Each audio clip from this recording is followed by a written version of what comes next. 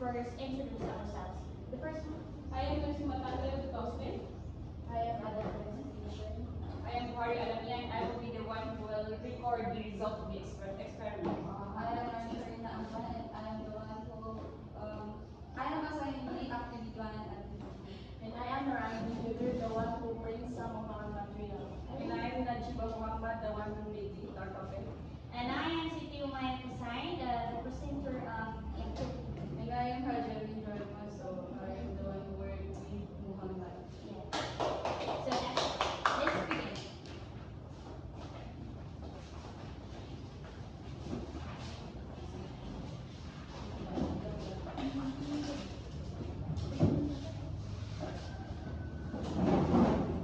Hello everyone, good morning. Again, I am Adam Presentation, and the assigned for me is the introduction.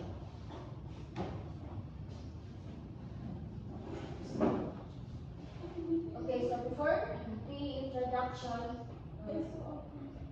let me introduce to you the lesson outcomes. So at the end of this lesson, learners will be able to classify materials based on their ability to absorb water, flow, sink, and undergo decay. So the second one is identify the effects of decaying materials on one's health and safety. So let's imagine na dito sa Earth is walang air to breathe and also water to drink and other materials na kailangan natin to live in this world. So sa tingin nyo ba may mabubuhay na tao dito and also will there be fishes that swim in our seas? And also mayroon bang mga phones na magagawa for us to communicate? So, and also, do you guys wonder if yung water is nagiging ice siya pag nilalagay sa freezer and nagiging steam siya pag binaboil natin siya? So, this is all what we call matter. So, lahat ng living things and also non-living things is made up of matter. So, yung matter can be classified in many ways according sa mga properties niya. And that's all. So let's start with the activity 1. Let's classify those materials that able to float and sink and those materials that is absorbent and non-absorbent. So first, let's discuss these terms. We have here a buoyancy is the ability of materials to float in water. So buoyancy refers to paano pinupush ng water yung materials na may tendency na mag-float. So that is buoyancy. So density is the measure of the amount of matter in a given volume of liquid. So density refers to the molecules na nasa loob ng isang materials. Kung gaano nga ba karami or gaano nga ba kaliit yung molecules na nasa loob ng isang material. So next one is the porosity. So porosity is a property of material that allows it to absorb water and other liquids. So porosity refers to those materials na pwedeng porosity na nag-a-absorb ng mga liquid. It's either water or any other forms of liquid. So example dyan is the dishwashing sponge. So itong dishwashing sponge is porous, meaning is porous siya because may mga tiny holes or pores na pinapasukan or yes. May mga tiny spots or holes na pwedeng pasukan ng mga tubig or any other forms of liquid. So, non-porous naman is yung mga materials na as yung texture niya is flat. Wala kang makikita any form of pores or holes. So let's start with the problem 1. So what materials can float or sink? So here are the materials that we needed in this experiment. So first we have here a pail half full of water, small objects such as stones, plastic spoons, silver teaspoon, 1 peso coin, rubber ball, plastic toy, aluminum can, drinking water bottle, cup, wood, pencil, eraser, and metal washer.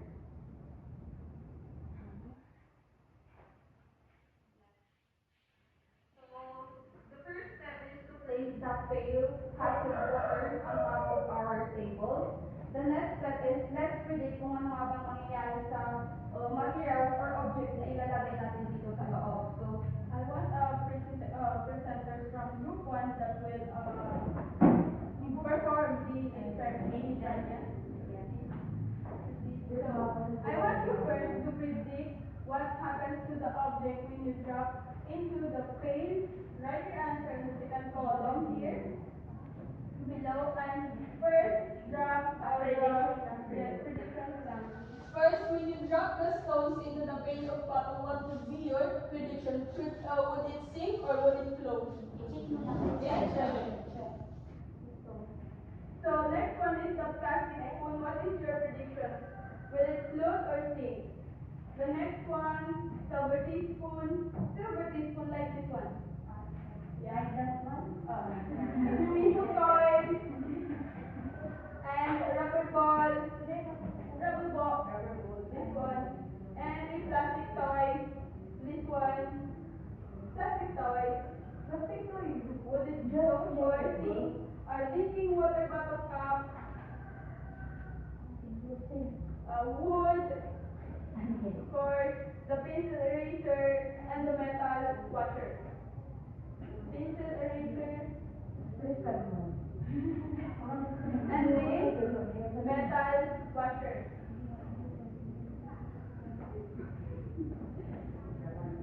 Whatever you choose.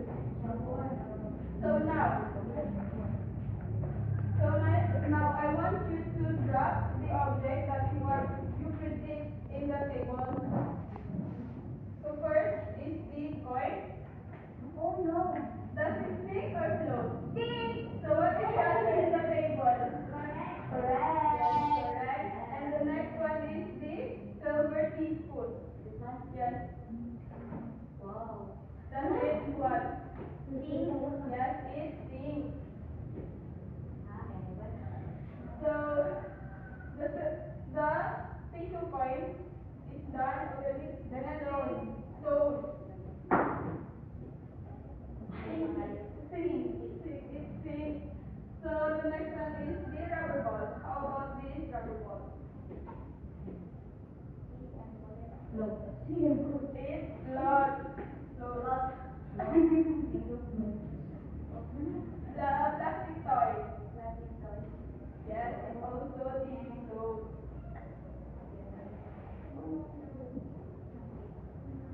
Plastic bottle cap. Float. The eraser. The eraser, pencil eraser, it sinks. Crossing the bottom of the basin or it's metal cassette. So metal washer. And sink. And then the wood, how about the wood? It floats.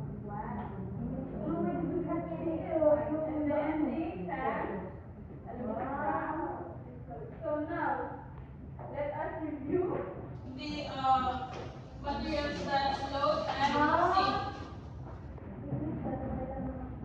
Sorry for the interruption.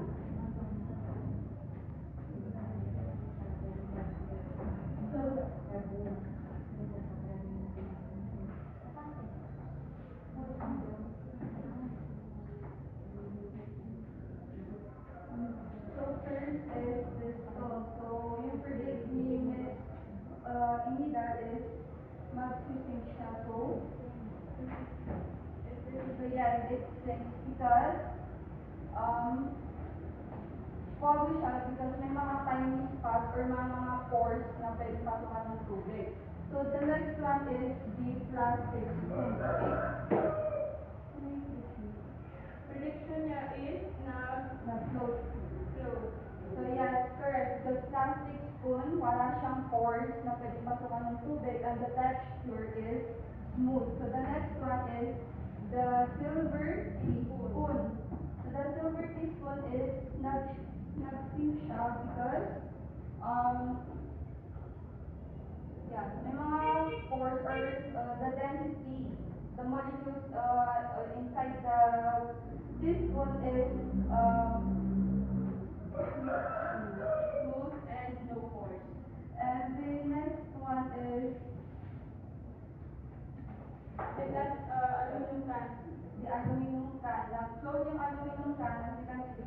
texture is also smooth.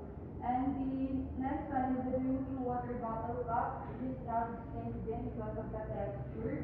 And the next one is the wood. Not float again because the texture. And the pencil eraser, you have your not stained because of the density. And lastly is the metal washer. So let's proceed to the problem number 2 question. I want a representative again from group 1 that will answer the questions. Bakaraman? Yes, please. Number 1. What materials float or sinks? What are those materials here in pail that float and sink? The materials that float are the metal dishwasher, the coin. You can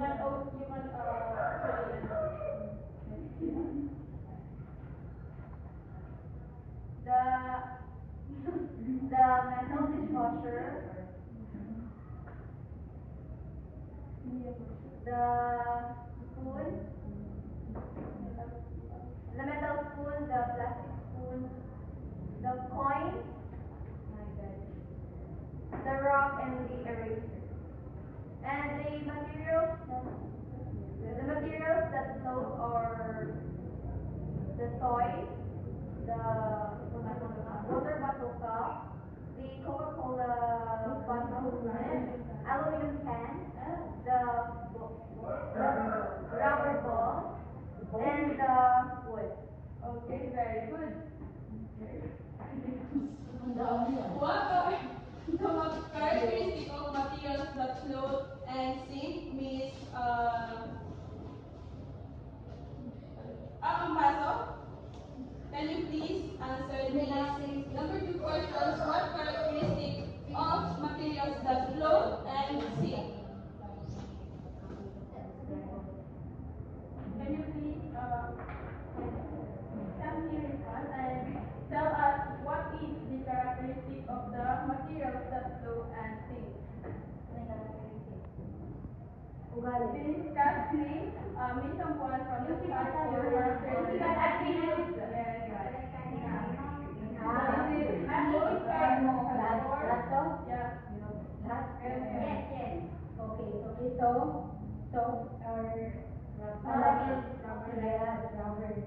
Ito naman, Does it float or sink? sink.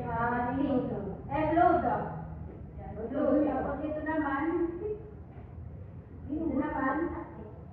plastic. Also, it's a plastic. Nagsisink siya. Ito naman, it's a metal, so, nag-float to. Yes. Ito, nag-float to. Ito, nagsisink, nasi metal. Ito naman, even solid siya, pero nag-float siya. Ito naman, nag-float siya kasi plastic. Ito naman, queen, nag-sisink siya kasi metal. At the same time, yung stone din kasi mabigat yung sisink niya. Tapos ito, nag-float kasi metal. And, nag-float yung nag-sink. Tapos ito naman, nag-float kasi na aluminum pan. Okay, thank you very much. How about number 10, can Haila give 10 materials found in your home that float and sink? 10 materials. 10 each of ano? 5 sa material, 5 sa nag-sink, or 5 sa nag-float. Okay, yung wala dyan. Yes. Okay, so, I think yung, ladle. Okay, glass cup na lang. Yes. Doon muna tayo sa nag-float. And The first one is the glass cup with the plate, yung yung ano, nag-float, glass. nag-float. Ay, nag-float! Ano tawag ko na? Siko nag-float. Float! Yes. Float pa na so... Yes. Okay.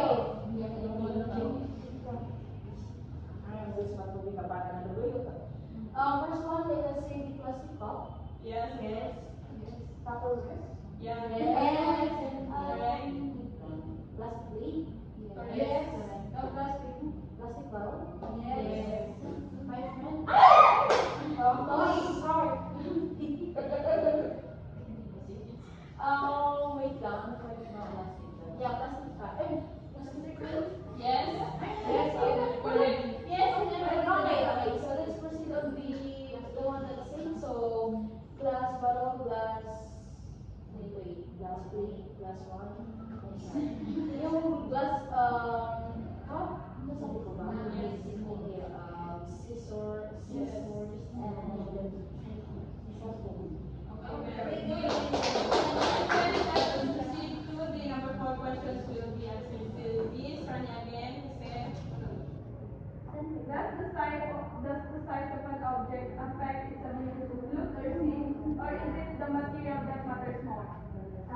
the size, I guess. Yes, the size of the Because, object. yeah. And Kasi, why and why do you think na nag-matters yung or that nag-affect yung kasi size the of example object? nun is the plastic spoon and the metal spoon. So, di ba, mas nagsisink yung metal into the, pero, nagmamatter is yung weight, I mean, weight pala, yung bigat. So the materials, it's more that matters. Matters, yes. Thank you. And then number 5, lastly, is if an object floats, does it mean that it has less mass than the amount of water it displays? Explain why or why not, Miss Bakaraman.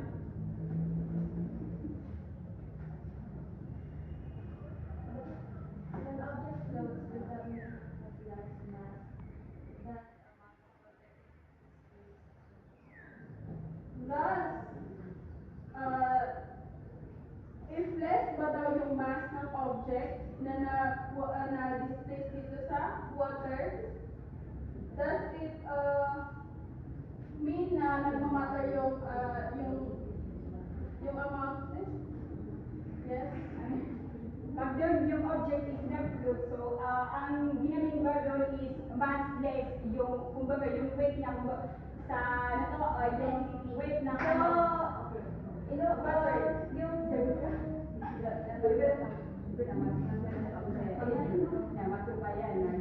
Does it matter? it doesn't matter kasi so Can you please? the amount of water hindi siya nag-matter kapag nag-float or nag-sink pa yung object kasi if ever Why man or why not? why or why not? So, kasi if ever man na hanggang dito yung water is mag-float pa rin yung object na to kasi meron siyang weight. Yes. So, kapag ihulog natin siya, na diretso na nagsisig siya. And if ever man na ito din is ihulog natin siya na mag-float na yun siya, yes. Kahit mataas o mababa yung water. Okay, very good. Now let us proceed to the problem 2, which is the What materials can absorb and not absorb water? So, again, here are the materials needed for this problem number 2. We have here a cotton balls, facial towel, dishwashing sponge, paper, aluminum foil, plastic cup, red bean seed, cord cover of bottle, that will represent by the wood. Kasi na wood din yung cord. rubber slipper, A portion of rubber slipper we have here. and lastly the plastic bottle with contents. So, again, here are the procedure for this experiment. The first step is to use the same basin in the problem 1. The step 2 is place all the objects you bought to class at the same time, wait for 2 minutes, observe what happens with different objects. And the step 3, list all objects that absorb water, do the same for those that did not absorb.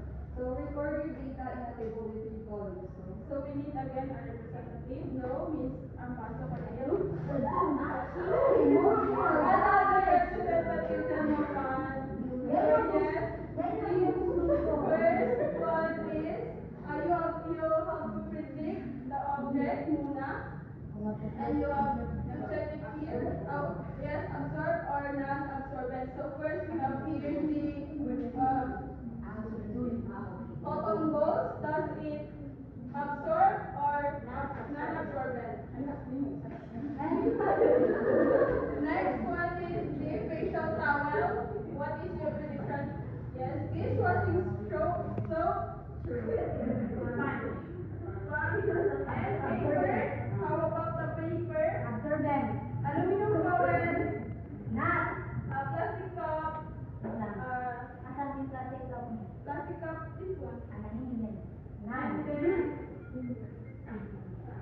And then there is green seed and the cord.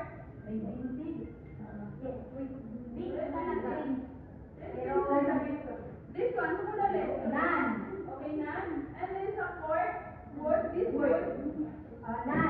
Rubber zipper, a portion of rubber zipper that is absorbed or none is absorbent. Rubber zipper. Plastic bottle with content. Content, yes, on this one. No. Okay, now.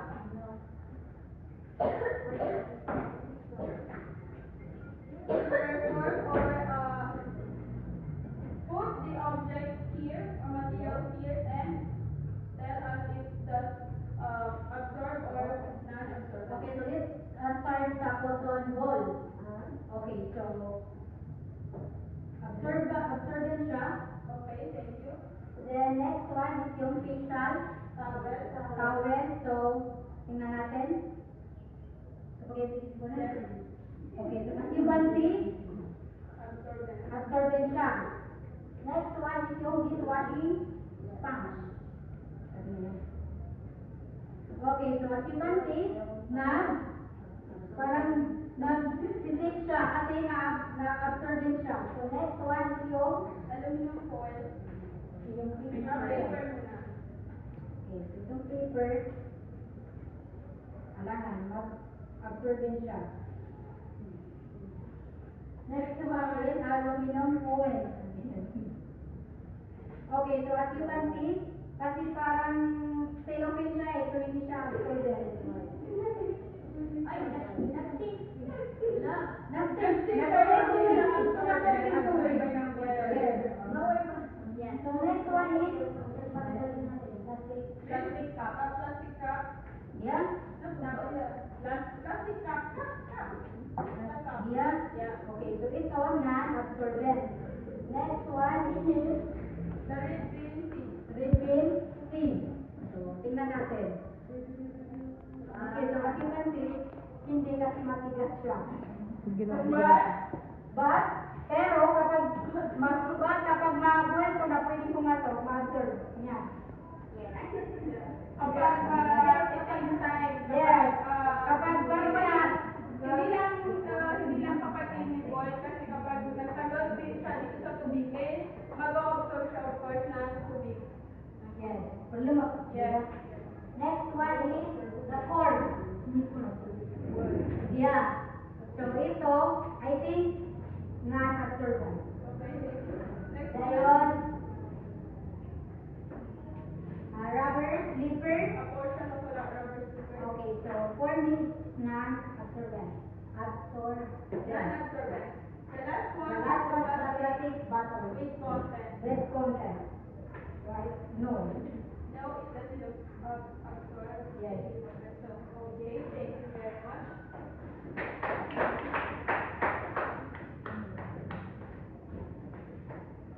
Now, let us proceed to the questions. Yes. The first one is what characteristic makes some materials absorb or not absorb water? Means, Miss Haida.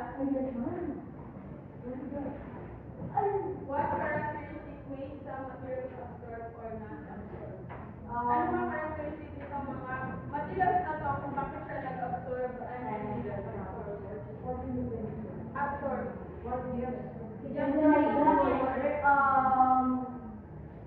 Okay, so the first one that is not absorb the water is a bottle with water. Yeah. The plastic cup, kasi syempre, so it's literal na storage. And we have here the, Portion of zipper. oh yes, portion of sleeper. Hindi na siya nag-observe kasi nga solid. So, those, we have here the foil. Hindi siya nag-absorb. Wood, yeah. And we have the, yeah, we have here the coin, 10 pesos coin. But the question is, what is the characteristic of those materials? Oh, Kung this bakit siya is, nag-absorb forward, kaya ano. Ano sa mga? Breathing. Yes. Hindi rin siya nag-observe, no? Yeah. Kasi ano nga lang, matigas pa rin. Yes. It takes time kasi. Yes. And it also, it's hot water mag-observe din talaga. And those, okay, we have Or wood. It's okay. Okay, so it does not observe the water. So, those objects na nag-observe ng water, we have here the dishwashing sponge. Bucket. What Actually, this is sa may pores kasi siya, kaya nag-observe yung water. Parang nagkusuldan yan siya, tama. And we have here the towel saying, ayun, it's a cotton, yes. Kaya di-absorb din niya yung water. So we have here the paper. Piece of paper. Yep. Yes. So, nag-observe niya kasi na, paper na. Napakadali mabasa. Nakapita rin mga And lastly, we have here the cotton ball. Kasi na-cotton siya. Pores. Thank you very This is much. my tea. And then, number 2 question is what is the importance of having these materials in the house that can absorb water? Ano daw yung importance ng mga materials na nag-absorb ng water, Miss Rania? Important? Yes.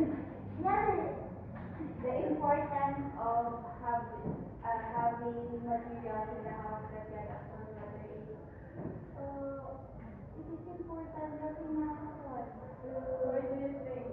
Kasi nga diba mga foods at kumatan na it is absorbed when in the water like coffee, am I right? Absorbent Ay, materials. no coffee. Yung Materials materials. pala na. Okay, okay. Like What is, for example, what is the importance of this sponge in your house? important to wash plates, Dishes and anything else? the towel to Soap? our face. The next is of course this one. And I think right? Yes. Actually, ginagamit natin ito sa what is this? Yung parang Footwear. Ay, pinol! Yeah, I know. Saka is meron Romeo sa Rose. mga wood oil. Okay, very good. Thank you.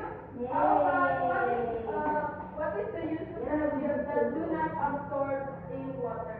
Parang, Yes. what is the use of example ng example is hindi to wash to have the comfortable Footwear. footwear The cup, the bottle cup, para bottle cup. para i-close and Okay, thank you.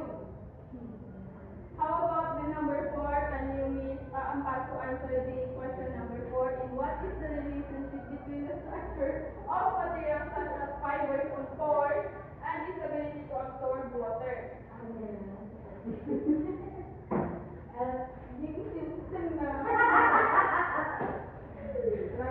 What is the relationship between the structure of materials such as fibers or pores, stability? Anong kinalaman ng pagkakaroon ng pores, ng sponge, or ng anything na absorbent na thing doon sa ability niya na mag-absorb ng water?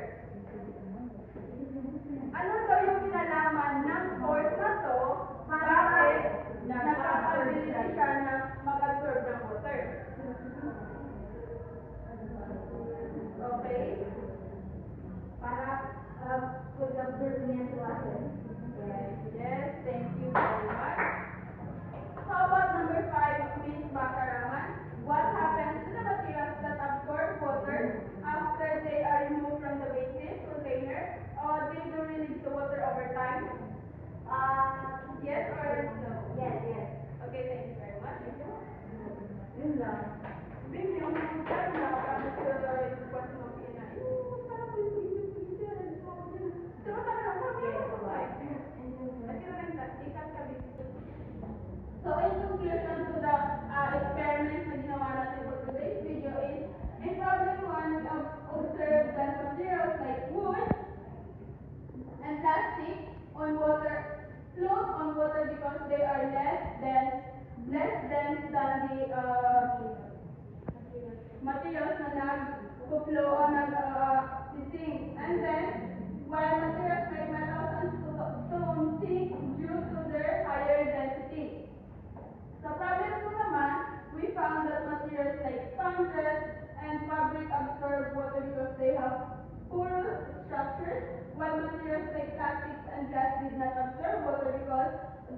smooth and impermeable surface. In this activity help us understand that the physical properties of the materials determine how they behave in different environments, and these properties can be used also in real life situations to choose the right materials for a specific task. Thank you. That affects Decomposition. Okay, number one is the percent of organisms or decomposers that cause decay, like yung mga earthworms, which is called detritivores, and of course the fungi and bacteria. These microorganisms help decomposing materials into small particles. Kaya nga, pag may nabubulok na food yan, may makikita tayong mga ukod. Kasi nga, they are the one that help that certain food waste na mag-decompose ito. Pero yun na nga, it has a bad odor.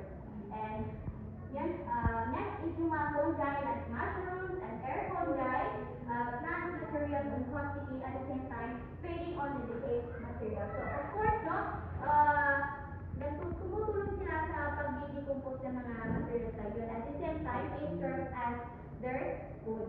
And bacteria, the microorganisms that we cannot see but their actions can be observed on dead animal bodies when these are undergoing decay, no? Usually, yung process is accompanied by soil and wetness, sabi ko, and food has fall over because of decay that is going on. Okay, next factor naman that helps decomposition is yung temperature. You see, though every time na may natitira tayong mga ulam sa table, like ba sabi mo na, like ilagay mo yun sa sa refrigerator, baka mapanis yan bukas, diba? Kasi nga, yung temperature is, yung temperature is, napapabilis yung pagpanis ng pagkain.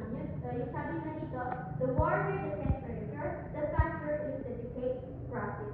That is why every time na may natitira tayong ulam sa table na tinatago natin sa refrigerator kasi nga malamig, diba? Okay, so yun, placing food in a refrigerator slows down the growth of decomposers. Okay. Next naman, we have here the moisture. You know naman ano yung moisture ng dito, diba? Okay, so having the principle of this during summer is cooler, but during rainy season, the leaves disappear fast and blend with the soil. Yes or no? Okay.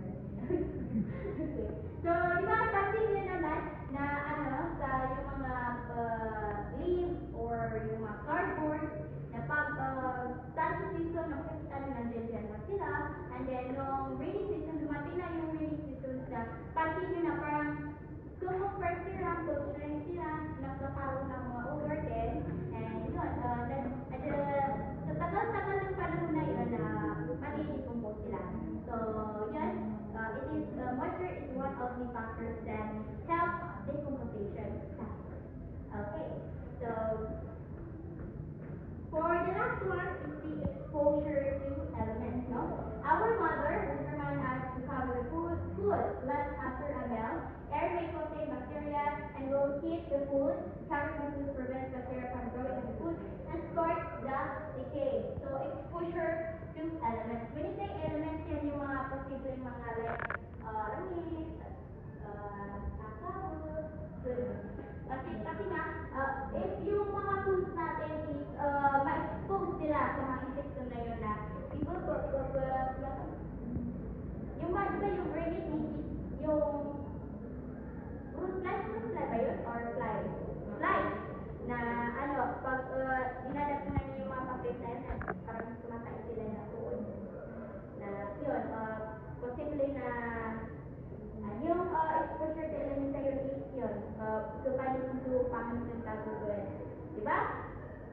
Like what yung mga fruit fly, diba yung mga natin, yung mga fruit natin nakalagay sa table, and then makikita tayo mga maliliit na mga fly nila, yun ang tinatawag natin fruit fly.